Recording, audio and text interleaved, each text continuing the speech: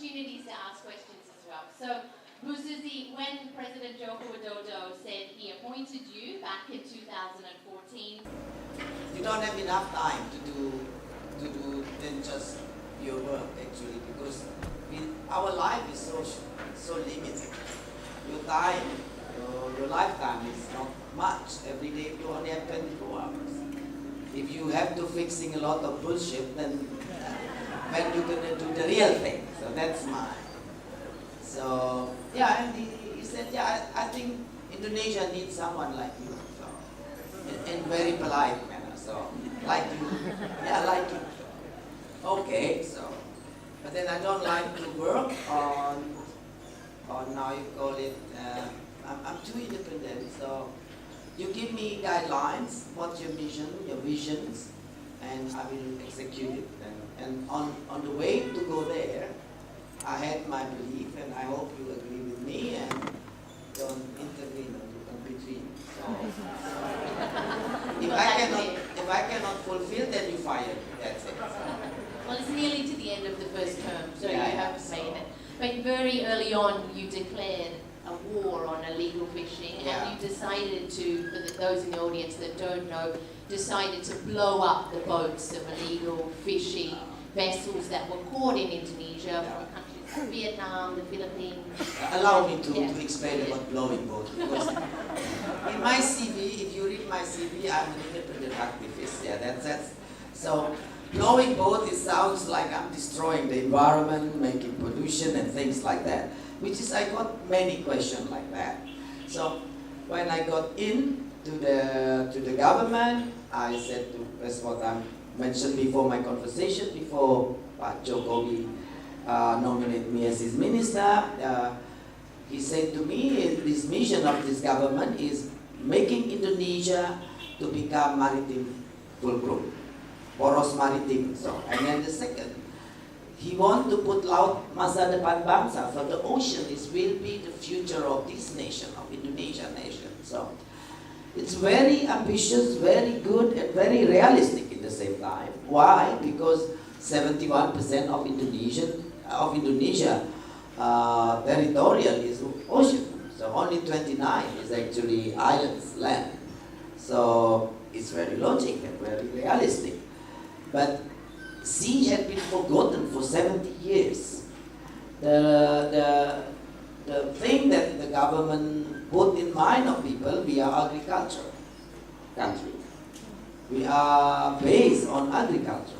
So we forgot. So we work on our forests, we work on our rice fields, and finally the forest is almost gone. And then we realize, yeah, nothing left, the ocean there. So I mean, it's very good, the missions of our president changing things, but a lot of things to be done, especially when you want 260 million people future depend on the ocean. That's a lot of work to do. So before I become minister, you mentioned before on your brief that I was a fish trader, exporter, doing on seafood business. 2000, the fish are start gone. Nothing left anymore to export. Not enough production. So we didn't know why. But actually at the same time, there are another 100 companies which also shut down.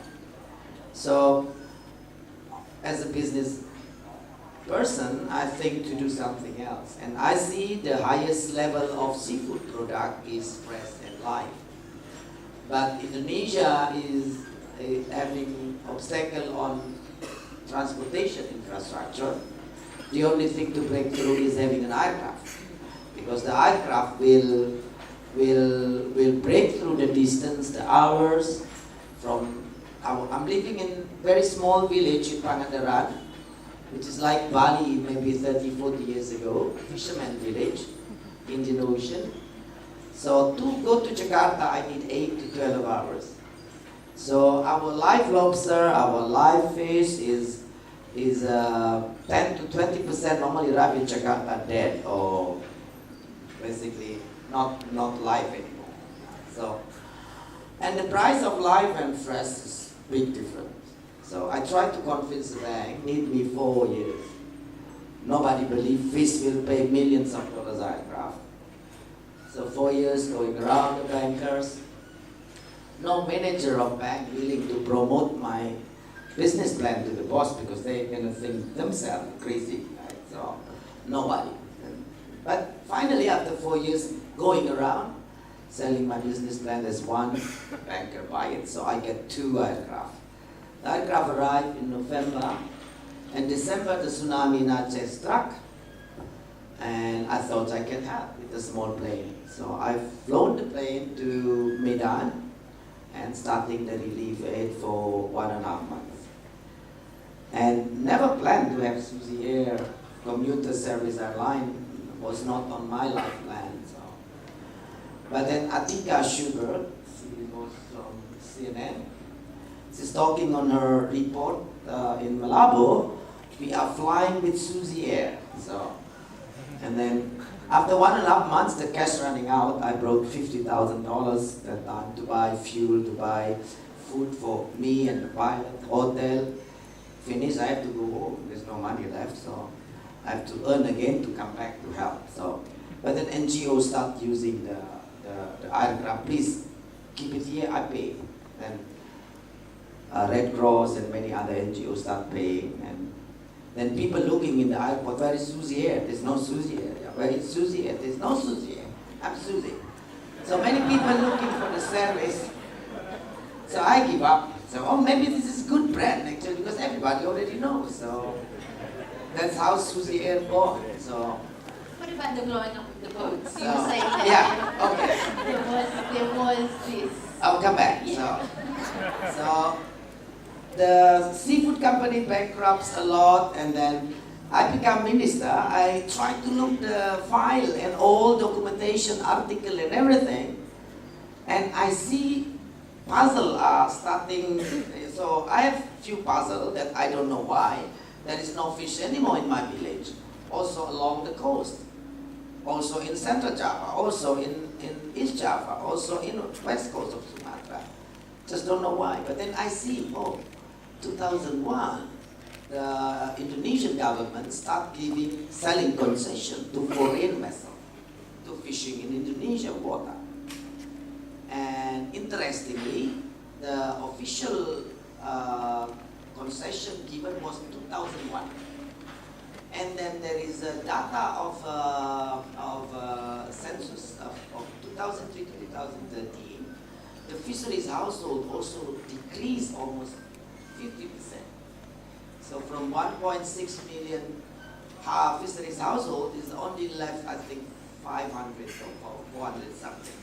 So the puzzle is, this may be something connected. And then I remember when Susi Air, before I become minister, is growing to 50 aircraft. From 2 aircraft only, become 50 aircraft. We service all Indonesian in commuter area. And when we flown, we see many big boats at the oceans. And then I see the satellite data images where in the night, in the east part, the west part, is normally the lights are a lot in the ocean, in the sea, offshore, not in the land. So I start to connect things, and then I already learned a bit about IUU fishing. United States taking a very tough action also against illegal, unreported, unregulated fishing. Obama was basically setting the task force for specific purpose, illegal, unreported, unregulated fishing. Anyway, so I start to see, and I see our constitution, we can sing illegal, unreported, unregulated fishing, that catch fish illegally. So I'm seeing the massive of the numbers, looking at the satellite images. You can't think different than when there are about more than 10,000 foreign vessels fishing in sovereign state, in independent state water, without helping of any government official or law enforcement officer. It's impossible. So it all will be connected. And it's not easy to just peeling it one by one. It's like you're peeling onion. It's impossible. Yeah, it's a big, massive problem, and been happened for decades. So when I found the constitution, wow, this is good, actually, to make national consensus. So I go to my president, propose this, and I said, you want to put the nation's future on the ocean, we have to tackle this and that. So anyway, he convinced, and we start meeting with the military and this. We want to do deterrent effect. So basically, less work, less harming, but make it look horrible. Make it look scary for the people. There's nothing more scariest and ugly for the owner of boat when their boat is being blown up, I think. Right? Just logic, you know, and also relieving our officer from responsibility, because they had been friends together with them. So otherwise they will say, hey, why got me? Why confiscate my boat? Oh, this is just the president and the minister, that minister. And that kind of, that's her way on making things. We have to follow. And that's actually Indonesian culture way, saving face. So I will not get help from military, from police, from my own officer in the office if I wouldn't save also their face. So it's a win-win solution for the country.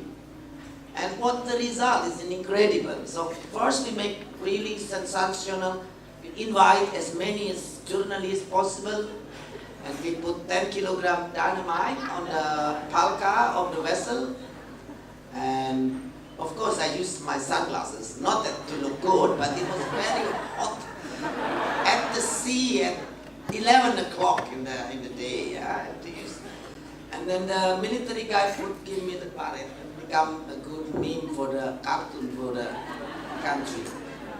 So I start ordering and then shooting the dynamite, not the boat actually, we shoot the dynamite, bomb, fire, big. And the boat has been already cleaned up, no oil anymore, no leak of anything that can pollute the ocean. We open the sea top, we call it sea top on the boat. If people have a boat, they understand the sea top. It's the sea top water. Yeah? We open and the water will fill up the boat, the sea water, and they will sink slowly. But for deterrent effect purpose, we have to create that pictures. So I do it in several places, counting 3, 1, 2, 1, pam. Tenggelamkan. No, tenggelamkan word unbelievably become a national famous word. Yeah, so you don't visit your girlfriend Saturday night, tenggelamkan. You don't bring money from your office to your wife, tenggelamkan. You don't go praying on Friday, tenggelamkan. And I use it to campaign, if you don't eat fish, I also will tenggelamkan. So, I mean, you've used social media very much to your advantage, as you say. It's become this slogan. There's a video of you dancing to the Beatles on a Navy vessel. Rebecca, I'm fighting a big establishment of transnational organized crime. Out of national euphoria and happiness and with tenggelamkan, I just sometimes when I'm alone having my coffee and I just see like, look, what I'm doing is bloody serious and very dangerous work. The people who earn billions of dollars, it's a transnational organized crime. There are drug smuggling, there are trade, people trade, slavery, also if you see Benjina, and many things. And it is very scary. Even President gave me a special guard, different than most other ministers. But the people just love fun, tenggelamkan. And I just sometimes seeing, they don't think this is a bloody serious business. That can be threat my life, can be threat. In my office, the beginning, when we launched the war, basically, everybody's scared. And I always have expected to meet almost every second day. Anybody get there on phone or anything? No, Ibu, okay. Anybody need a special security? No, okay. So the environment was not very easy. But you said that these fishermen are not working alone. You're implying a country. I cannot say them fishermen. You know, I remember when the Ecuador minister was talking in the panel, and I agree with her, which I see. You cannot call them fishermen anymore when they travel 3/4 of the world. Like the Ecuador minister said, there is from South China Sea travel to Galapagos Island to get 400 tons of sharks, an example. Are you agree to call that fishermen? No. And other than that, from several vessels that we caught, a big one, like 1,200 GT, the Viking, had been chased by Interpol for 30 years. They have 25 convenient flags in the boat. I mean, it's impossible. When the boat has when the ship has 2 flags, it's already called by international law, it's a stateless flag. And this vessel has 25 flags. The captain from Chile, the engineer from I think Ecuador, and then the master fishing from Myanmar, Thailand, and then the seamen from Indonesia. They operate in different international water, basically in many parts of the world, and they sell the product also to many parts of the world. It's just transnational organized crime.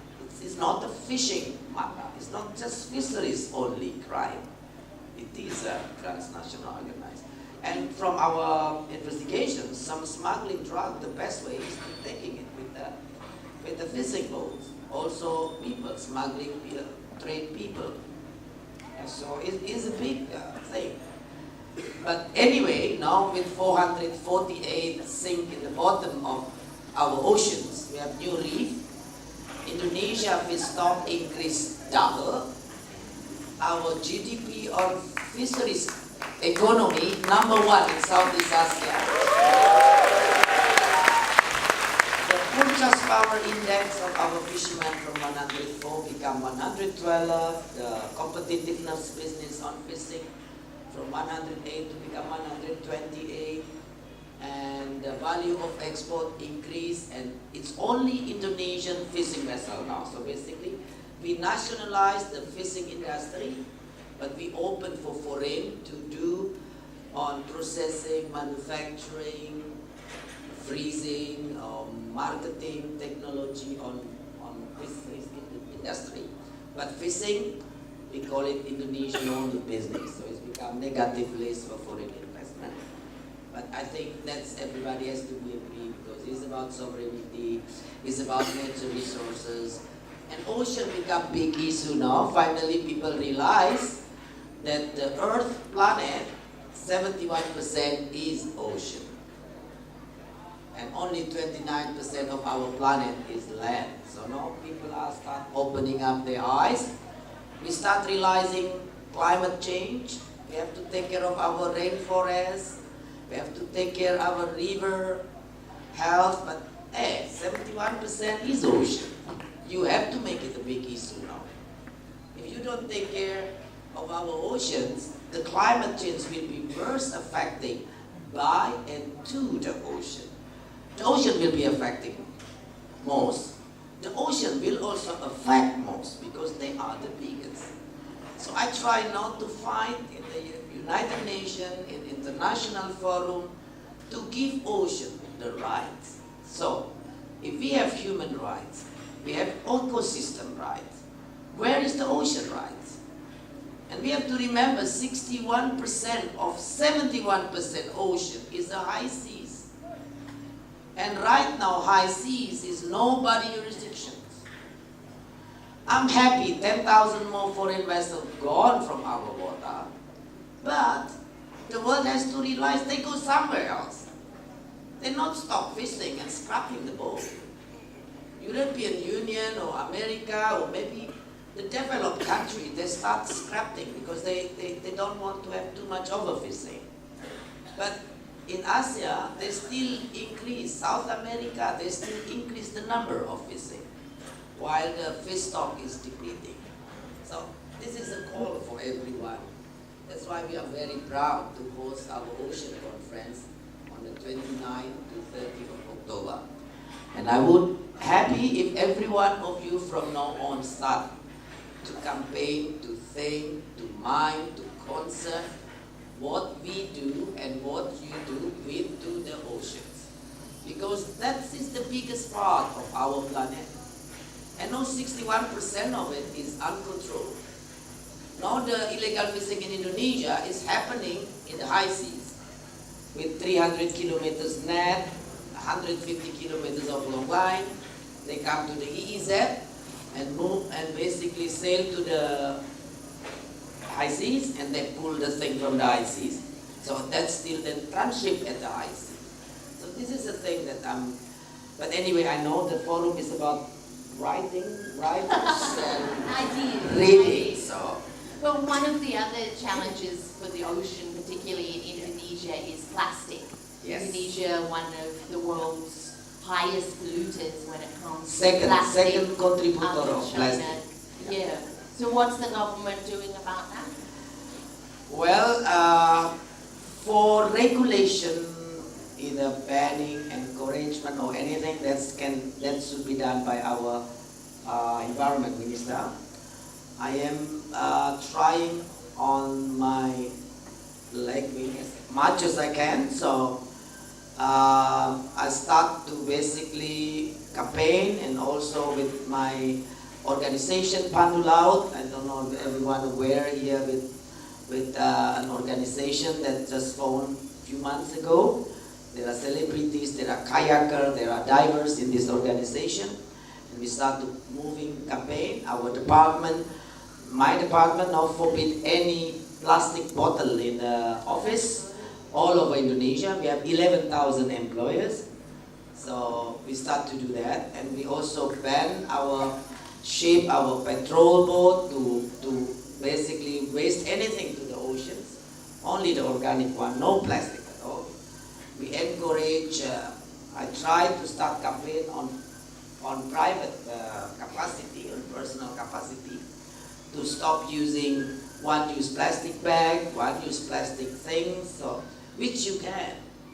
If Ghana, if a small Kenya in Africa, able to do that, why not us? Why? Do you think Indonesia can, and why has it? Yeah, I think we will, and we should. Yeah, that's just a matter of time. But civil society is actually very important on making transformation. There are no success story of transformation or change things in a development country without involvement of civil society. So I think in Europe, because civil society is so strong, you can make and brought the change faster. So I would love to see Indonesian civil society movements on this also, because government, we can do some regulation, tough regulation, but the end, socialization to people, the small campaigner, everywhere and anytime, is only civil society can do. And basically, they're the one who have to move in the grounds, yeah, to also start making the movements. But surely the government, at the end of the day, is the one that needs to create that waste management, that recycling, that structure that will allow people to take the process. That should be government. Yeah. And at the moment, we see with the autonomy. So actually, the Pemda of every district in Indonesia, they have more how you call it, more budget, and everything can be used on this. So if you always use to pusat with the Undang-Undang nomor 23, number 23, the central government have less actually autonomy. So I think this is good, because in some time, by localizing problem, it's make it more faster and easier to tackle. Because like Bali, an example, civil society movement in Bali that pushed to make Bali friendly environment. Bali go to nature. Bali say no to plastic. Because Banjarmasin already have, the Kota Banjarmasin has perda already to say no to plastic. So the Balinese should start with international recognition as a tourist place. I think more now than even Indonesia, you know. Bali is a part of Indonesia, but it's more famous than Indonesia itself. So the civil society should guard this recognition. And also business. I mean, Bali tourism is a big business. You want to lose your business? You want to sustain your business? That's the question. When you want to sustain your business, say no to plastic. You know, and start manage better. Government, civil society people has to move together. And that's the only way. So, and yeah, good campaign writer has to find a word that is literally easy to say and good to campaign things, like tenggelamkan, an example. That is very effective, sufficient, and word that is working for many things. So something that tough, and I do believe the right word on campaigning thing will also making it more effective. Have you got an idea? Let me think. I mean, I'm sure the journalists in the background will Maybe want plastic tenggelamkan. That's good. You could try that. So it's coming to the end of President Joko Widodo's term, coming up for election next year. For the journalists in the back room, I'm sure they want me to ask this. What's your plan? There was talk of you running for president. That's obviously not happening this time. Will it happen in the future? And what are you going to do? So you say I'm very political, what you call it, icon or whatever, but I am not politician. I'm member of no party. So I'm too independent, I think, so far until today. So if I would sell my political popularity or something, it must be for good reason. But until today, I haven't seen that. So I will continue fight in my personal capacity, my personal goal. So I'm an independent activist. I'm continue to sound civil society. So I have no organization to continue my dream, my passions, I love the oceans, I live by the oceans, and my medicine, my doctor is the ocean, so the blue of the sea, that's my medicine. So when I get stressed, I go everything, so that will continue. So that means it will the same. You're leaving politics? I will be back in the ministerial job only with the same independency. So without that, I'm not taking any work, so any offer, something like that. Wow. Okay. And being president, I think nobody wants me to be a president. Oh, I don't know about that. So will be many people have heart attack immediately. Because, I mean, you are living your life now under intense scrutiny. You've attracted attention to this role that it's never had before. Has that also come with some negative effects? I mean, you have had negative comments on social media, the fact that you smoke, that you have tattoos, that you are a woman, you know, that you've broken a lot of taboos. Has that also been challenging? Well, finally, the last 4 years, actually, the world gave me opportunity to crack those how you call it, those negative media social discussions to become positive. At the end, no people say, no matter tattoos, no matter smoke, no matter this, no matter that, the most important is a good job done.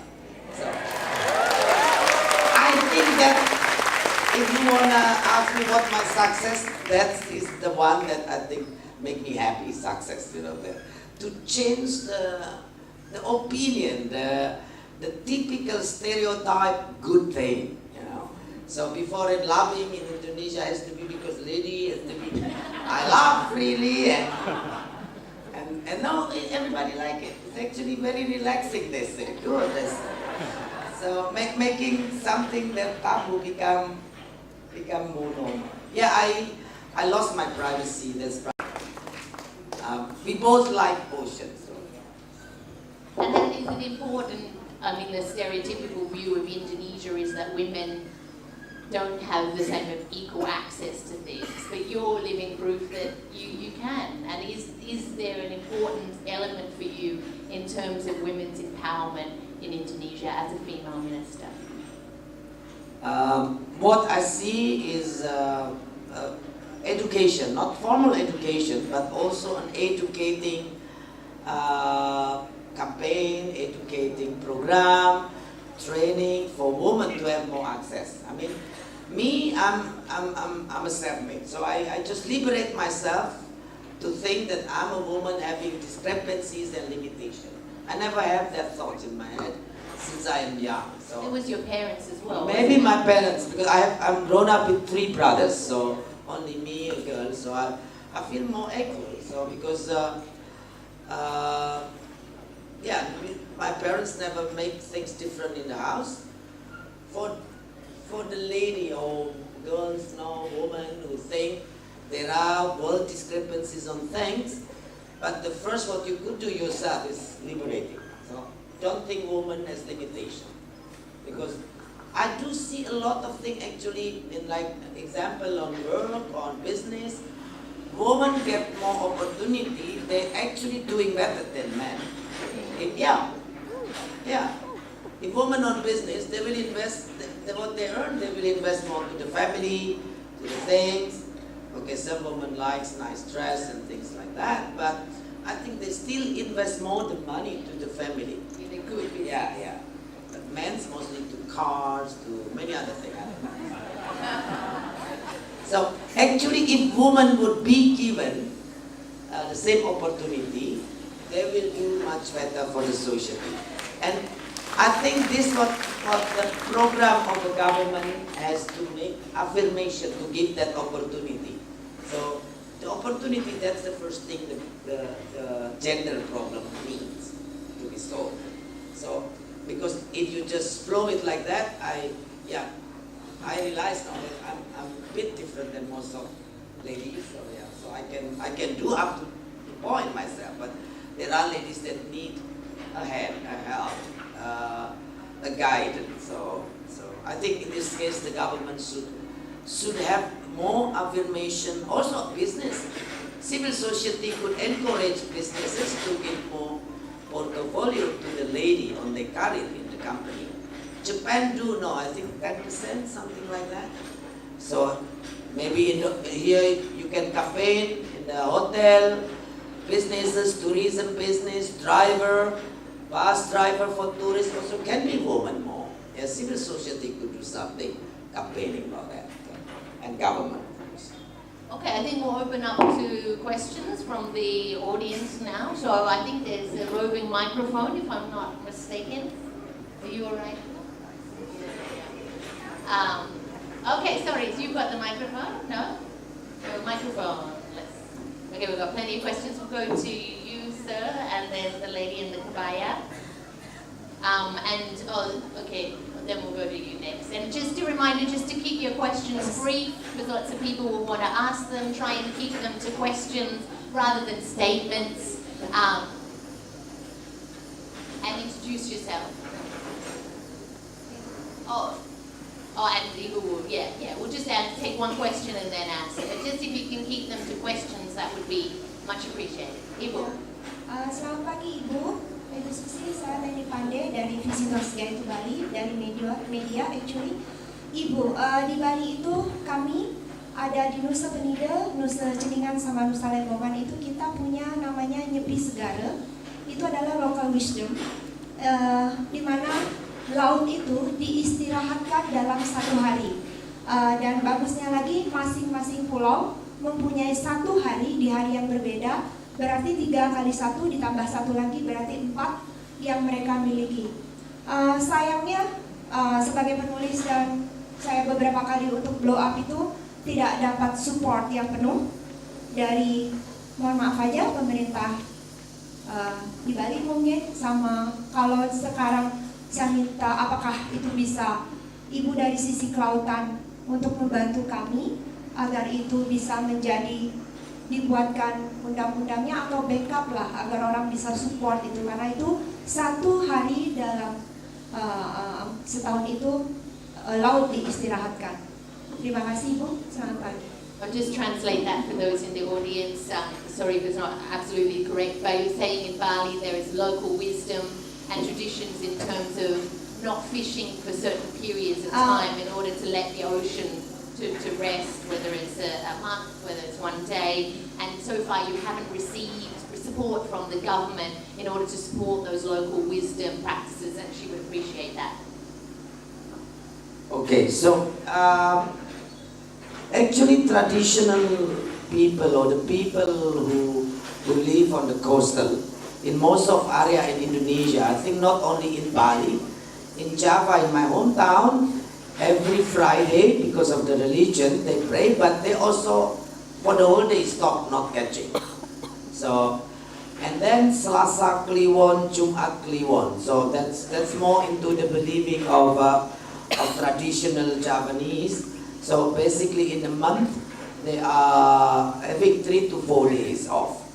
And we don't have regulation, we don't have written regulation, but that's happened. And yes, I do agree to probably to write it to some time that people cannot just send it, because maybe some new habit coming, and then they disregard this. But actually such a thing, you just have to talk to your local community, maybe desa, because if you talk about at the moment with Undang-Undang 23, even the district don't have the autonomy of the coastal, the ocean. So what it is, I learned in Banda. I was as a minister basically invited for harvest. You are there that time. So they have Sasi festival, opening and closing. So they close from this area to this area for 2 years for harvesting Lola, the shell, and then they will open in next 2 years that area. So they have certain area closed and certain area open for certain period of time, and the harvest is only a week. And these little island villages people, they have the regulation written from 1954. So what I see here, one thing I can't, if you can give me the Kepala Desa phone number, I can call him. But to make it national written regulation, it will be not easy. And it will be building up more. I ban trawlers, I ban transshipment, I ban taking lobster with egg nationally, and that's create a lot of demo mobs and things like that. So it's better to be done locally, because it's just about your maybe 12-mile water, right? So that's better to do it in the village. As like in Banda Island, you are there that time. I was amazed. This Bapa Kepala Suku was telling me, we do this because we want to make the Lola is there forever, a lot for our next generation. So he was mentoring me. And I bring this video to everybody when I travel around.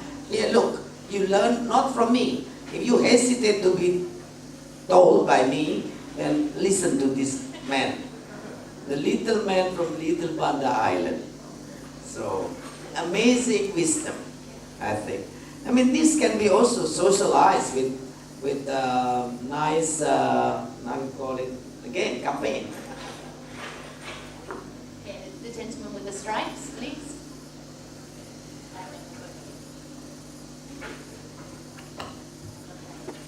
Hello, my name is Donny Marmer. I'm actually working for local farmers across Indonesia as well, which actually I would love to ask Ibu Susi about these emerging issues for Indonesian youth, because we are the biggest population, like the biggest consistency in the population. Turns out to be the interest and the connection that we have as a youth is very kind of like not dismembered. It's hard for youth right now to engage once again with the nature, with the ocean, with the sustainable agriculture, for example. So I see a lot of campaigns that you created, but what is the take out from that campaigns that you try to encourage youth once again to do sustainable fisheries or engage with the oceans once again with your campaign? What is your finding from that? Thank you. We continue campaign. I mean, with this Pandu Laut organization, there are Slang, Marcel, Rido. There are many celebrities, also Divers Club, Kayaker Club. We try to continue. If you want to have Laut Masa Depan Bangsa, I wrote the book. I hope the youth, all the young generation like to read, because I see there are problem here in Indonesia is reading. So reading the chatting from Medsos is, but reading a real literature article that bring you good on life, it's sometimes very tough in our young generation. I see that. So I hope everybody will go. I will continue campaign with Laut Masa Depan Bangsa, Cintai, Jaga, dan Rawat, and sustainable fisheries. We also continue in this my book. I wrote a book and start to basically selling it commercial, also giving it to many students in the university. I travel around the country to many university, giving lectures, giving new ideas. But of course, the civil society of youth has to start making movements, and that's what I see still not enough in our country. So I will continue campaign, and very happy to join, to work together with all of you. But yes, we need to do the movements more louder, more often, more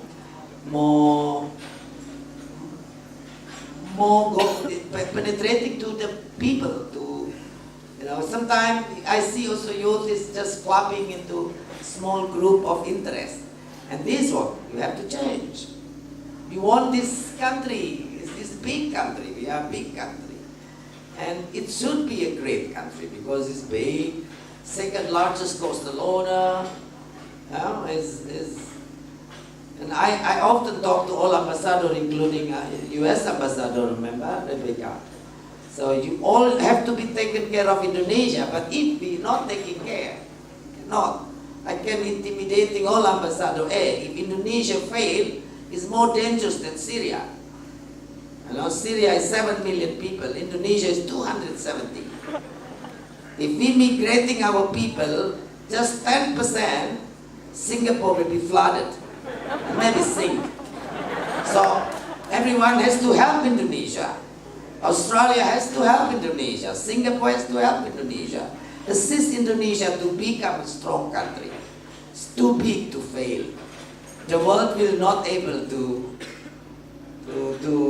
keep up with the failure of this huge country. So that's it. Yeah.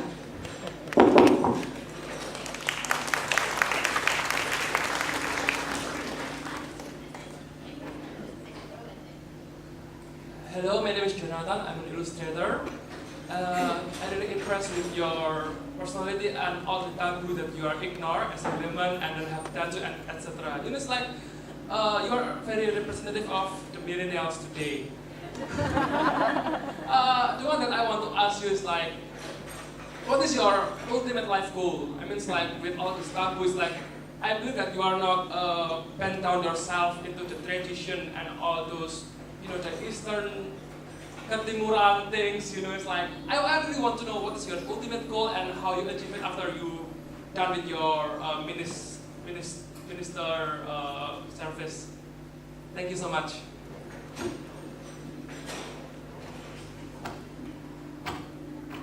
My ultimate goal is ocean rights, because that's going to keep the ocean healthy, protect all of us, because we need ocean desperately and necessarily.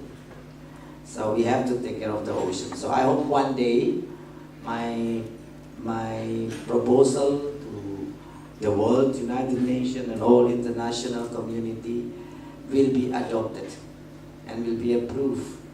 Not only human, the little part of this planet have the rights, but also the ocean. That's my ultimate goal.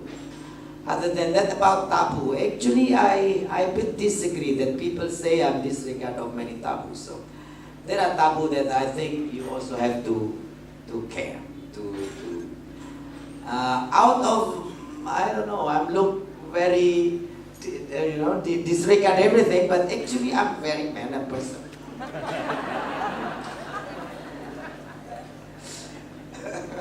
Yeah, I think it's just straightforward, very gentleman. So I say, look, you have to help Indonesia, if not this country, that's very gentleman.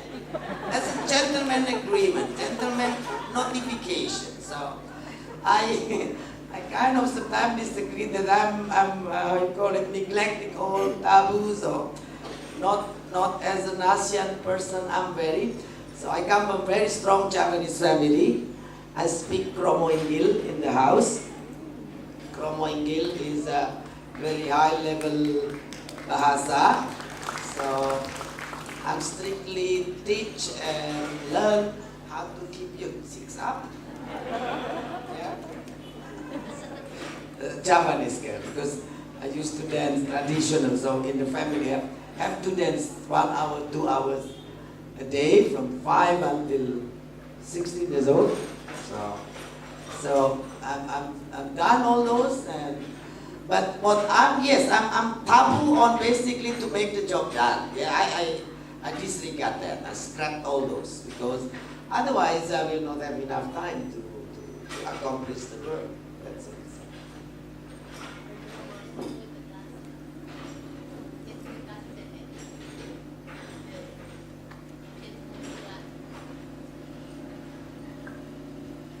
Ibu Susi, selamat pagi. I'm Jeffrey Mellifont, a maritime historian from Australia. Ibu Susi, for 25 years the Australian government has also tenggelamkan Indonesian fishing boats. But these aren't, well actually they mostly burn them. These aren't large industrial steel boats, but they're small wooden boats that come from traditional fishing communities in eastern Indonesia. The grandparents of these fishermen used to fish freely in waters that were once international, and now, since about 30 years ago, within Australia's 200 nautical mile exclusive economic zone. The effects on the communities where these fishing boats come from are catastrophic. The crews, who are sometimes children, are jailed, and their families, who have often gone into debt to send these fishing boats to Australia, to the waters that their ancestors used to fish, are frequently bankrupted. My question, as you are the Minister of Marine Affairs and Fisheries, is what are you saying to the Australian government about this situation? And I hope that your very successful campaign against large-scale illegal industrial fishing in your own waters doesn't make that more difficult.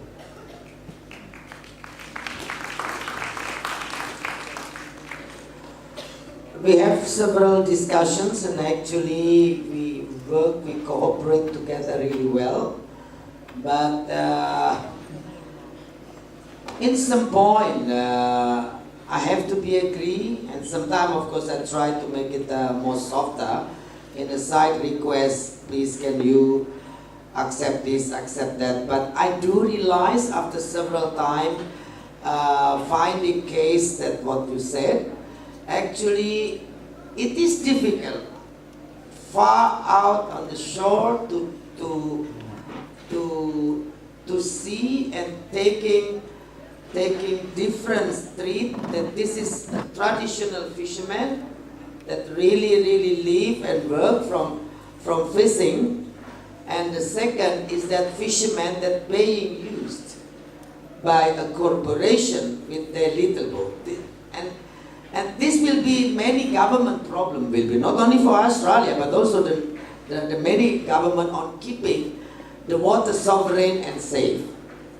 And about just an example, about the Captain Small Boy example, the people smuggling, the traffic people that had big business between Indonesia water to Christmas Island, to the northern part of Australia, it's trained, the syndicate is trained a young boy. So to make the patrol of Australia, they don't see it as a threat. But they specifically and intentionally training young people from South Sulawesi. There is a place named Sinjai, Bone. They're very good captain on boat, on sailing, on everything. So it is said that this is happening, that Australia has to burn the boat of the small fisherman in one hand.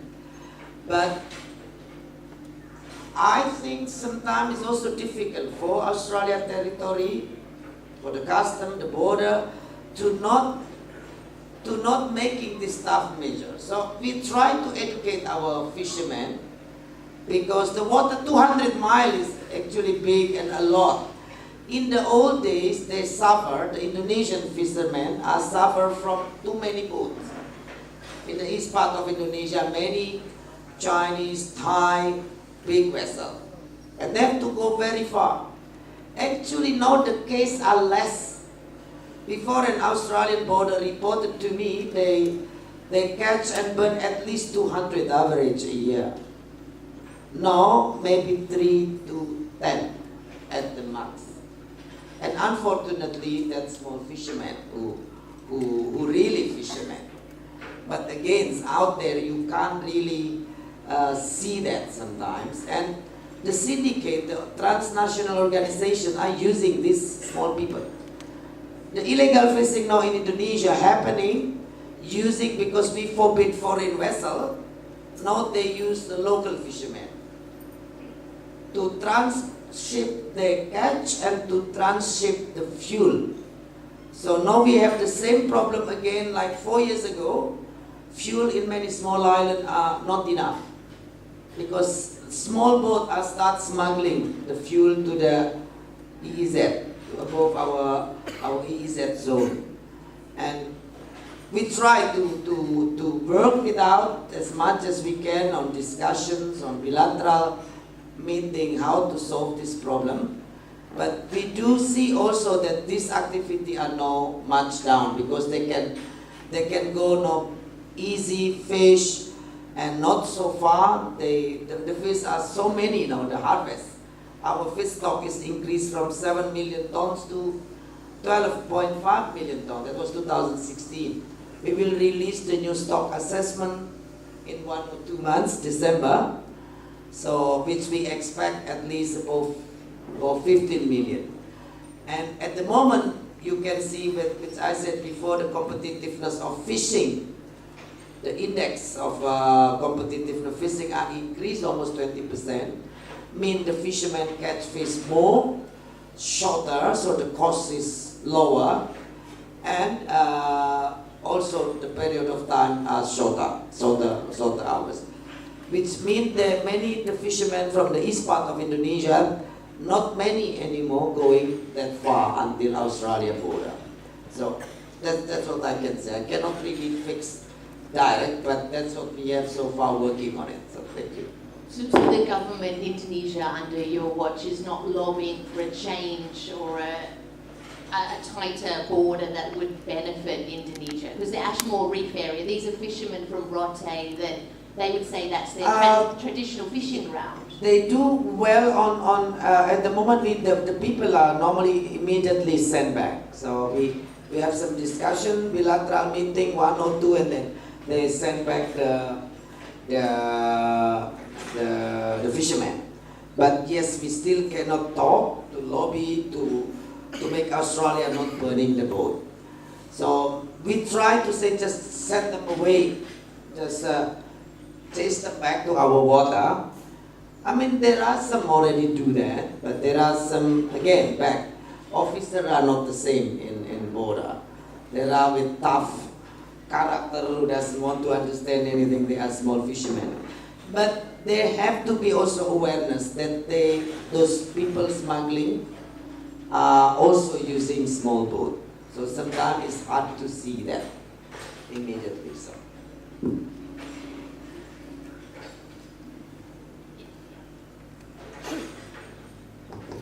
Selamat pagi Bu Susi, saya Indri dari Kendal, Jawa Tengah. Saya adalah guru Taman Pendidikan Al-Quran dan kebetulan rumah kami ada di dekat laut. 33 km dari rumah kami sudah pantai, sudah laut, dan setiap 6 bulan sekali kami mengajak anak-anak untuk tadabbur alam, berkunjung ke pantai atau ke pelabuhan Kendal, dan di sana kami mengajak anak-anak murid-murid kami untuk membersihkan. Jadi kami membawa kantong, ada gelas aqua, ada sedotan plastik atau bungkus-bungkus plastik yang bertebaran di pantai, itu kami mengajak anak-anak untuk membersihkan. Kita bawa pulang, dan kami pikir ini adalah langkah kecil bagi kami untuk mengajarkan kepada anak-anak bagaimana kita merawat laut kita, menjaga laut kita, karena memang kami hidup di dekat pantai. Kalau bukan dari kecil kami mengajarkan kepada mereka, kami pikir ini adalah memberikan penyadaran kepada anak-anak dari kecil tanpa harus berkata-kata, tapi dengan tindakan nyata memberi contoh. Jadi Ibu mungkin juga banyak yang tidak bisa bahasa Indonesia, saya terjemahkan, tapi pertanyaannya apa Ibu? Pertanyaannya hanya satu, bukan pertanyaan harapan saya ingin periode mendatang khususnya tetap ada di kabinet Jokowi. Terima kasih.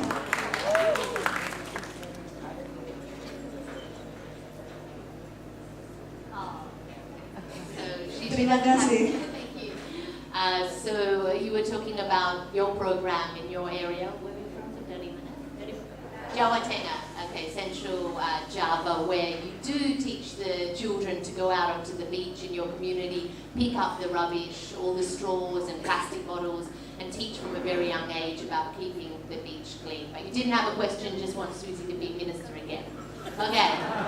So the lady in the back with the good time for a few more questions. Ibu Susi, my name is Marta. I'd like to hear your view about the whale hunt carried out by the people in Lamalera and Lamarela Lambata, East Nusa Tenggara. What I'd like to ask is it legal or is it ethical, given that whale is one of the endangered animals? Thank you. Lamalera whale hunt done by the local people is a tradition, happened for a long time. We cannot just ban it and say no. But we have to control it, yes. Because lately the tourism business, making it more commercial, making it not just for necessary or needed of people, but it's for show, for fun, of tourists who want to see how the Lamalera people hunt the whale. Again, it's the same like the question of small fishermen treated by Australian border. In this matter, the same. So, I will not agree government ban the hunting of whale by local people there. I am an environmentalist, but I also not agree if the tourists continue commercializing this hunting whale as a tradition, become a really commercial and threat the sustainability of the whale. You know, so a line in between in this, that civil society have to watch. So I will not issue or ban on such activity. But I am up against the tourism attractions on bringing tourists to see the whale hunt, because this is what makes it the sustainability of the whaling threat, population threat. Not exceeding to threat the population. This is very important. You can't put people away from their traditions. That's also not allowed. So, yeah, civil society, here the balance. But civil society wouldn't have the power to restrict it. Surely that's the government's role. Well, I mean, the community there is, many are also tourists themselves. So maybe they are coming from Europe, from Asia. So civil society on both sides, continue campaign. And influencing the people who make decisions in La Malera to basically say no to just hunting for fun. Hunting in the expectation of low season catch. So if you see La Malera, the island is situated in very tough area. In the high wave season, they cannot go out. The old tradition is to have a whale to keep it dry, so in the big wave season, when the ocean is not friendly anymore for months, they have stock of food. It's like once a year. Yeah, once a year, but it's like 3 month season. And the whale also have season coming and going, so basically. But the problem is now become massive because many tourists who are willing to pay the whole activity, you know, it's a big like festival kind of on catching the whale. So only basically tourists with a lot of money who can create such event. So should that be banned? Yeah, that should be banned. That So, would be banned. but again, separation from tradition and not on site needs civil society to watch. The watchdog of anything wrongdoing is, the first thing is civil society. And then they call you. Okay. Yeah, we do several times, like when I got SMS or Twitter message. I send, of course, my Director General here, Pak Tio, as the Coastal Community Director General and Island, small island. But of course, we make the socialization, and then another, of course, parliamentary. You cannot ban. No, I'm not banning. But you have to limit the catch. And they promised not the mother with the baby, an example, but one of the event was happened killing the mother and the baby. So this is things wrongdoing happen. I disagree, but I also cannot ban for tradition. But for commercial, we should stop and ban it. Same with the parimanta. That's we confiscate a lot of them. But the problem is the buying is still going. So international civil society should now start also campaigning big to basically stop the herbal medicine, whatever that should take from the guilt of manta ray, of bone of a whale, an example. This kind of this has to be banned. But So it will be banned. It will be banned. Yes. what Saying it's going to be banned outside. the manta ray is banned. Okay. And But the whale is hunting for traditional. There's no ban yet. But tourism, yes. Tourism should be. Okay. All right. I think we have time for just one question. So who is that going to be? Okay, the man in the back is with the tallest hand. The one last question, and then you rest.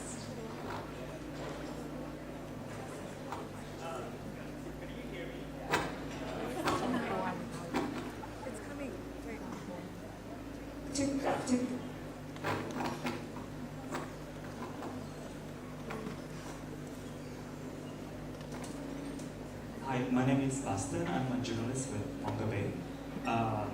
So your ministry, so here's the thing. your ministry is also planning to target the corporate and beneficiary owners of the illegal fishing boats, and that's also included in your fisheries bill that is proposed by your ministry. Can you maybe elaborate more on that plan to target the corporate and beneficiary owners of the illegal fishing boats? Because that is a huge deal, right, in tackling the illegal fishing. And then illegal fishing boats and marine plastic pollution are just a few of the many threats to Indonesian oceans. Another threat is actually the big cruise ships.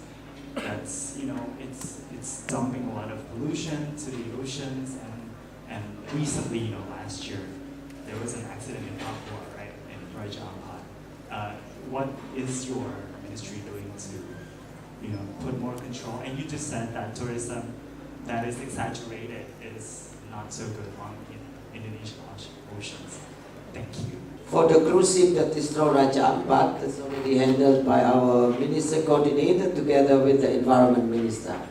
And Raja Ampat Park area, unfortunately, not in our authority. So it's in LHK authority. I'm not following how much is that or how far it goes. So the second, for targeting the owner of illegal, unreported, unregulated fishing.